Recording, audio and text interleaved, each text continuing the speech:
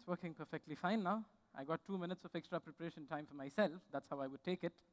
Without further delay, let me give you a small briefing on what it deals with. I'm pretty sure all of you are watching movies and have been watching movies and will be watching movies, otherwise called cinema. So, is cinema only a thing which conveys or which gives you visual pleasure? Or is it the matter of entertainment, or there is more to it? I would say there is more to it. Okay. Yeah. Is it a visual treat or a matter of entertainment? I would want to read that again. And let's look at what it is. I would say there is definitely more to it, and the more to it is how we incorporate cinema in learning in academic setup. Now, before we get to that, let's look at this question which says, have you ever killed a subject? Have you ever killed a subject? I did. We all have been doing it. Killing a subject means incorporating a subject into the curriculum. Adding a thing to curriculum is equal to something which is not practiced in life. I'll give you a couple of examples. I've been a part of a university board of studies, and the university all of a sudden decided to incorporate yoga and martial arts in the curriculum. Yoga and martial arts is something which people would pick with their personal interest and out of their choice. And so it was with me back in those days, but unfortunately it is not how these days.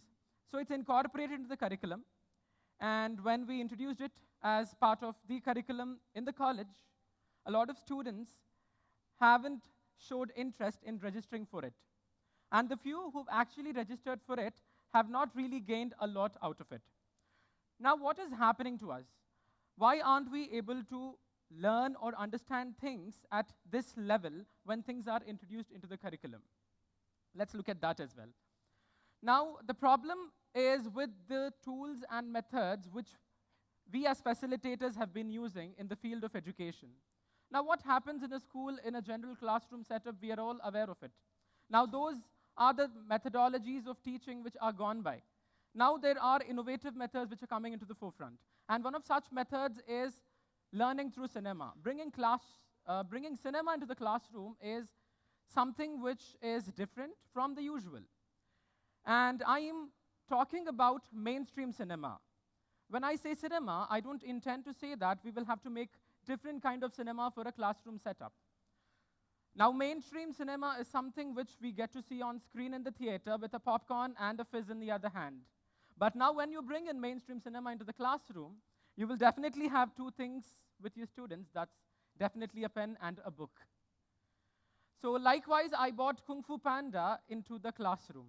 So before I bought Kung Fu Panda into the classroom, I watched it myself numerous times, technically countless times. But once when I was watching it, a lot of things happened to me while I was watching it. And it was not the usual day, it was not the usual feel which I got when I was watching the movie. Maybe the mood of mine or the thought which was there in my head was quite different from the usual. So, and that's done, and I went to my staff room, I opened this value education textbook, because back in those days I was teaching value education for grade 8, 9, 10 students. So while I was reading the textbook to myself in the staff room before going to the class, a lot of things flashed in my head. Technically, things which I haven't read in the book before are the things which flashed my head while I was reading the book. It felt like I've gone through these things before in the past, not just because someone told me about it, but the visual in the mind was quite strong. And that's when I realized, okay, this is happening to me because I watched Kung Fu Panda yesterday, and a lot of the content showed on the screen through this film is similar to what is there in this specific textbook. And then I quickly looked at other value education textbooks, and more or less, the content of the film matched with the books which were available at the school in the name of value education. To what extent are we actually imparting the knowledge or the learning of value education to our children? That's the question which each of us should ask ourselves. There is another question which we have to ask ourselves. Are we living up to the values which we've been imparted with? Are we actually living up to it? I would say I haven't lived up to a lot of values which I was given as a child, and so is with a lot of people. And we don't really admit things like these. Now let's come back to what this movie is doing in the classroom. So I asked all my students to bring the usual book and pen to the classroom. And then I told them, let's watch Kung Fu Panda. All of them were excited. I'm pretty sure all of you sitting here also must have watched Kung Fu Panda. I'm talking about all the three parts, but specifically here, I'm talking about the part one, probably released in the year 2008, which is 2008. How many of you have watched this film in the past? Oh, that's nice. I like it. I watched it a lot of times, and trust me when I say a lot of times, I've actually watched it a lot of times, frame by frame. And here lies the secret of how you can bring a film to a classroom. All you have to do is you have to learn how to deconstruct visual content. It's a technical skill. We will get to that also in the later stage. So now let's come back and look at what happened in the classroom. So I incorporated it. I told them we started the movie. All of them were excited. Imagine, grade 8, 9, and 10 kids are getting to watch a mainstream cinema in their classroom with their facilitator being present in the class. So definitely the decorum part is taken care because an authority is present in the class. So as we progressed collective watching, we've paused it at regular intervals. So this was all planned. Where to pause, when to pause was all planned before.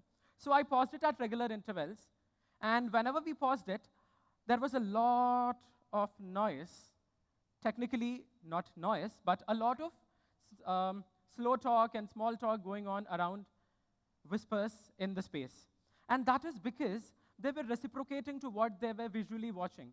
Though this movie, even those kids have watched it multiple times, but watching it in the classroom setup was something unusual for them and different from the usual. So what we do when we pause at regular intervals is we discuss. We discuss certain scenes which technically have a lot of importance and a very deep meaning coded into it. Now, here is where we kind of decode what is being coded through the film. When the filmmaker made this film, there is a definite meaning and a deeper intent behind bringing this kind of a frame up on the screen. So frame by frame, we try to deconstruct. A lot of students come forward and they share their experiences. A lot of students will learn or live through someone's experience. And a lot of people will just come and say something for the sake of saying it. But even that's a good thing. A lot of students of mine who never opened up, who never spoke, actually came forward sharing their experiences when I related the curriculum learning with this specific film. One incident which helped me grow as an individual is I was teaching in a school where kids come from low economy background. I love doing it that way. I love teaching in places where kids do not really have a lot, but they have the zeal to learn, study, and grow and shine in their life. So what happened was a grade 10 student was financially not so stable to pay up his examination fee for his grade 10 examination, which is minimal to a lot of us, but for him and for the school in which he studies is not really that. So the school technically came forward to help the child by sponsoring him. But all of a sudden, it came to my notice that about 12 of my students who were part of this kind of learning activity went to the principal and they said, whatever is possible in our limit and boundaries, we will do it from our end. And whatever is left after that, let the school sponsor that. Now, I keep bragging about it. They've gathered a total sum of rupees 843. Can you imagine 843 rupees is a big deal for people out there even today. And these are the people who are having this zeal, potential, and a scope to learn and grow if they are rightly guided and nurtured. So this is another learning which I could draw and my kids could draw from watching Kung Fu Panda. There is a dialogue where it says, if you believe in the panda, he will excel. It's not the exact dialogue, I'm putting it my way. If you believe and nurture and guide, end of the story, everything will fall in place. This sounds simple, this looks easy on screen, but when you incorporate something like this in your daily life, with full of your heart, it is easy. And my students have proven it numerous times that it is easy to incorporate certain values and stick to those no matter what. And here, the visual content is actually helping people remember things forever. And remembering is one of the difficulties faced by a lot of students of late. So that difficulty can also be overcome when you incorporate cinema in your classroom. So when I was sharing this experience with a friend of mine who happens to be a history teacher in a school, she took it up and she said, it seems like a challenge. So why don't you help me out with incorporating this in my history class?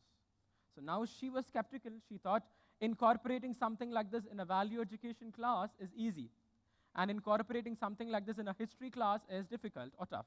Then I sat, we spoke, and then I thought, okay, fine, let me do it myself this one time again. So we decided to pick the movie Gandhi. All of you are aware of that movie as well, yes? Pretty intense movie with a lot of heart-throbbing kind of frames, very inspiring. So we picked that movie because they had a chapter about Indian history and the prominence of Gandhi's presence in Indian history. So we picked that and we told the kids again the same story. We made them watch the movie. And in the end, what we did after all the discussions was we asked them to write a summary of their own. And trust me, ignoring the grammatical errors from what they have written, the summary was almost equal to a new chapter which could be added into the textbook.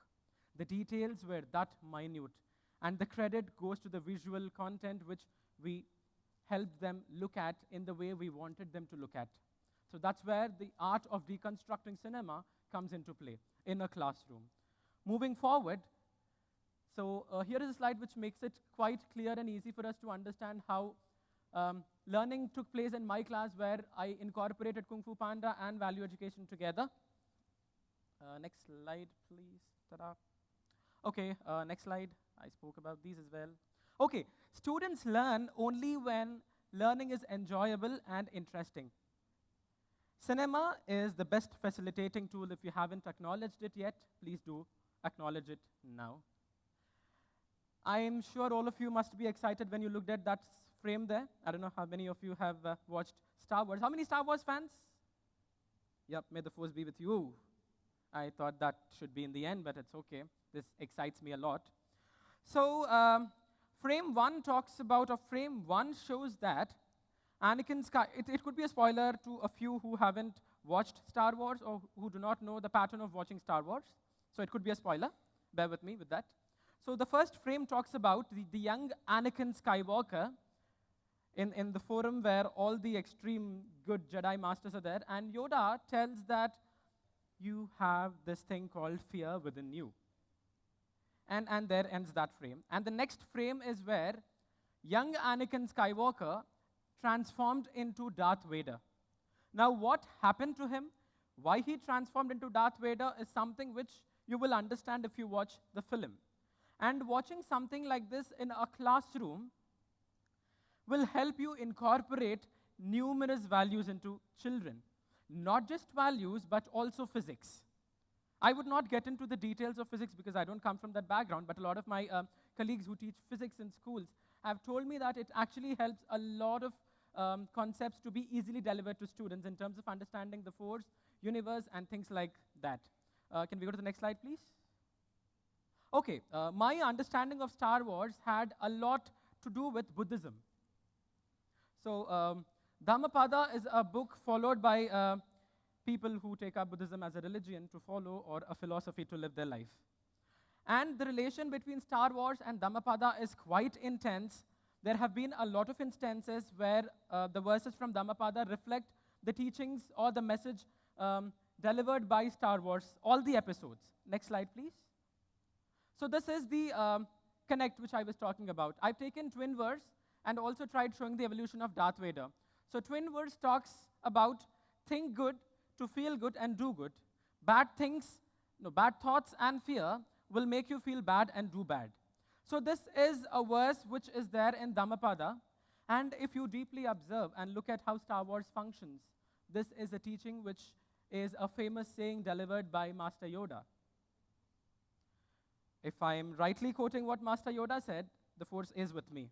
So here is the quote. Fear leads to anger.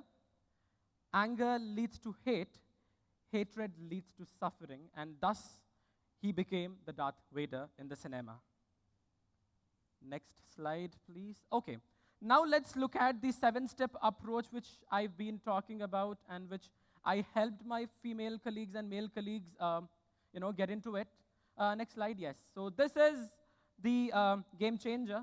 This is a gold mine for a lot who understand the way teaching can be creative. Now, step 1 talks about watch the film yourself before you take it to the classroom. If need be, you can watch it twice, or you can even watch it thrice. Okay? And then discuss the pointers with your colleagues who are in the field of education. And also discuss the same with your friends who do not belong to this field of education. So maybe someone who's sick of their IT job can be one with whom you can talk about this. And then tie the subject matter with a cinema, any cinema of your choice, any film you can pick, and try to incorporate your subject matter into it. Watch relevant parts of the cinema in the class. If time is being a constraint, just watch the relevant parts. But if time is not the constraint, then you can watch the whole film. Making notes at regular intervals is another thing which you need to keep in mind. Classroom discussions as per the need while watching the cinema. Reflect and write is equal to learning. If someone's learning, they would definitely reflect on the learning and the class, and they would write the same. And with this, we come to an end where it says, it's technically my quote, so I didn't want to quote anyone. Cinema is an expression, indeed a tool in facilitating. Thank you.